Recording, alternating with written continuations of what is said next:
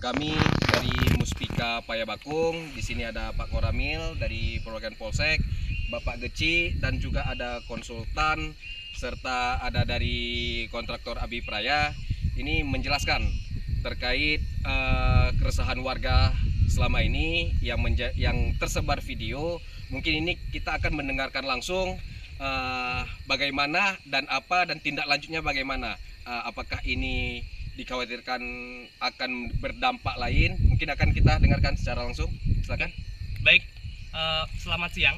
Jadi longsoran di sini itu tidak berpengaruh dengan kondisi bendungan kita.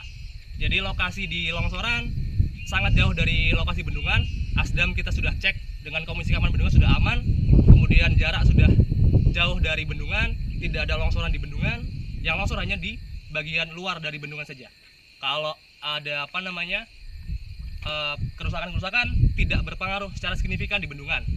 Nah, kemudian untuk tindak lanjutnya kita akan perbaiki jalannya, kemudian kita akan perbaiki longsorannya secepat mungkin. Mungkin dari saya itu ada tambahan. Ini terkait bendungan ya. Selamat sore Pak.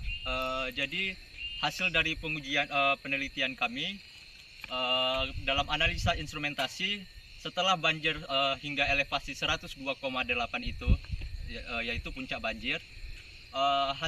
Ternyata tidak menunjukkan adanya pergerakan vertikal maupun horizontal dari tubuh bendungan tersebut. Jadi bendungan dinyatakan aman, Pak.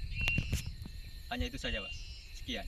Mungkin itu jadi kita harapkan kepada masyarakat jangan percaya kabar-kabar yang dapat menimbulkan keresahan. Jadi kami harapkan jangan langsung percaya atas hoak-hoak yang akan tersebar.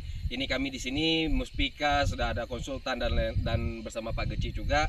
Ini sama-sama kami pantau dan sudah dipastikan insya Allah ini aman. Mungkin demikian. Terima kasih. Assalamualaikum warahmatullahi wabarakatuh.